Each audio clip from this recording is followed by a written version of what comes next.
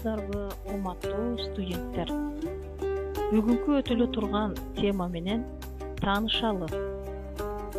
Темперамент, анын түрлөрү жана касиеттери. Планда биринчи, темперамент жөнүндө жалпы түшүнүк. Экинчи, темпераменттин негизги касиеттери. Үчүнчү, темпераменттин түрлөрү жөнүндө сөз кылмакчыбыз. Адамдын психикасын мүнөздөгөн, жеке өзгөчөлүктөрүн белгилеген темперамент тууралуу билүүнү каалагандар аз эмес. Андыктан өмүрүбүздүн башынан аягына чейин физиологиялык түзүлүшүбүз жалпысынан өзгөрбөгөн сыяктуу эле биздин ген аркылуу берген натурабызда сакталып калат. Эгерде тоо ордунан жылыптыр дегенди уксаңар, буга ишенгиле. Бирок адам мүнөзүн өзгөртүптүр десе ишенбегиле. Анткени адам өзүнүн жаратылган мүнөзүнө ылайык өмүр сүрөт. Темперамент сезимдердин күчүнө жараша болот. Ал терең же үстүртөн, өтүү ылдамдыгы, туруктуулугу же тез алмашуусуна карата билинет. Темпераменттин 4 түрү бар. Сиздин мүнөз кайсынысына кирээрин билгиңиз келсе, төмөндө жооп табарсыз. Орус окумуштуусу Иван Павлов өзүнүн илимий изилдөөсүндө темпераменттин 4 түрүн аныктап чыккан. Адамга темперамент төрөлгөндөн баштап берилет жана ал өзгөрбөйт. Биздин заманга чейинки 5-кылымда Грецияда улуу окумуштуу Гиппократ жашаган. Алардын урпагында дарыгерлердин 17 мууну болгон.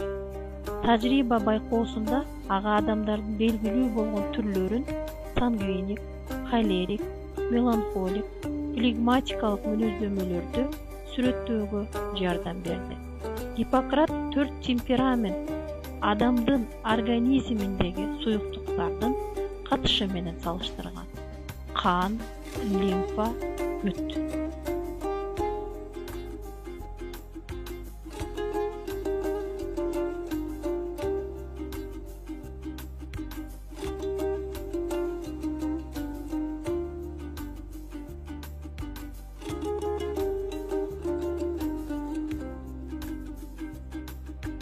Темперамент бул психикалык процесстердин агымын жана адамдын жүрүм-турумун, алардын күчүн, ылдамдыгын, пайда болушун, токтолушун жана өзгөрүшүн мүнөздөгөн касиеттердин жыйындысы.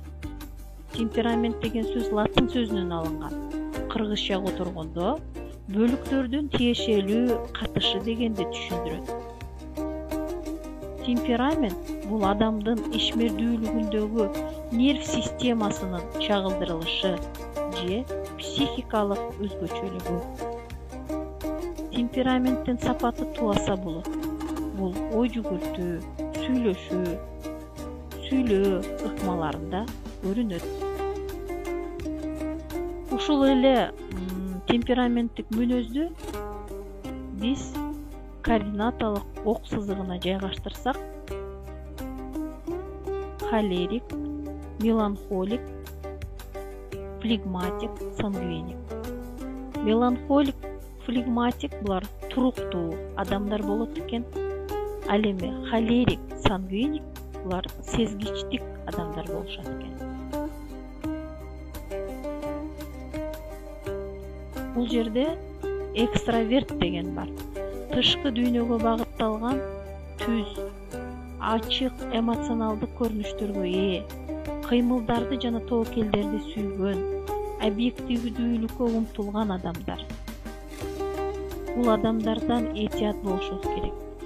Көбүнчө булар активдүү, ызы-чуу адамдар, компанияга жакын, шаңдуу, башкача айтканда, холерик, сангвиник мүнөзүндөгү адамдарга тийиштүү мүнөз.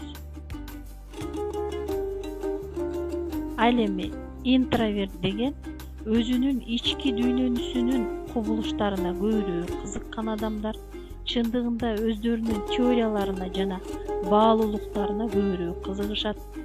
Адатта алар тышкы сигналдарга көбүрөөк сезимтал келишип, түстөрдү тааныйт, өтө жакшы угушат. Чалгындоо тесттеринде жакшы жыйынтык көрсөтүшөт.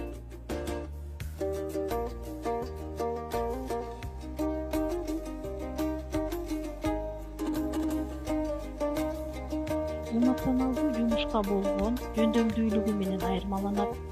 Бирок козголуусу туруксуз, көңүл буруусу бир калыпта эмес, тааныш эмес чөйрөгө ар кандай шартка тез ыңгайлашып кетүүчү жөндөмдүүлүгү бар. Демилгелүү кыска убакытта коллективге аралашып кете алат. Бир түрдүү аракетте күндөлүк иштерди жактырбайт, иштин мазмунун терең түшүнүүгө аракет жасабайт, сөзү так, көп учурда жаңсоо менен катуу сүйлөйт жана шайыр. Ал эми холерик мүнөзүндөгү темперамент кыймыл аракети, чечимди тез кабыл алган, өзгөчөлөнгөн, көңүлү бат өзгөрүлүп турган, тырышчаак, каны кызуу, чыдамсыз адам. Кишилерге жасаган мамилеси бир жактуу, катаал, бирок чечкиндүү жана демилгелүү. Өзүн кармай албаган, экспериментчи болгон окуяны аз убакытта артына таштап, аны бат эле унутуп калган, кекчил эмес, таарынбаган мүнөзгө ээ. Флегматик, татаал абалдарда да өзүн токтоо алып жүрө алган, ишти ойлонуп ыраты менен жасаган, күтүүгө эрки жеткен, жоош, оор басырыктуу, куру сөздү көп сүйлөбөгөн, токтоо, эмоцияга берилбеген, баштаган ишин аягына чыгарган, жасаган жумушунда системалуулук көрүнгөн, кызыктуу, мамилеси туруктуу адамдар. Меланхолик, бат чарчаган, өзүнүн күчүнө ишене бербеген, тынсызданган, бирок абдан кылдат, кыраакы, тартынчаак келет. Жаңы шартта өзүн жоготуп коет. Күтүлбөгөн кырдаалга бат аралашып кете албаган адам. Таасирге тез берилбейт. Чөйрөгө өзүнө талапты катуу коюп, дайыма күмөндүү, өтө сезгич, таарынчаак, ошол эле учурда өтө элпек жана кылдат болгон адамдар.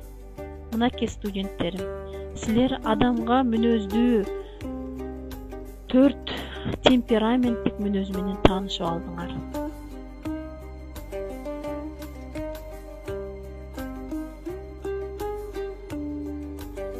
Биз билген Лермонтов, Моцарт деген окумуштуу, акын, ырчыларды, белгилүү адамдарды билебиз. Алар дагы өздөрү ушул темпераменттик мүнөзгө ээ адамдар. Белгилүү сангвиниктер сүрөттө көрүнүп турат. Белгилүү холериктер.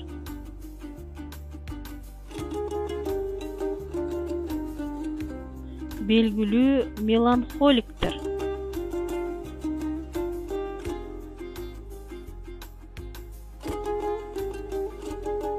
Белгилүү флегматиктер.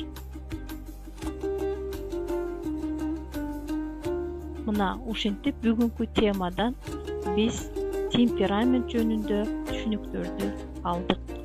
Көңүл бурганыңыздар үчүн чоң рахмат.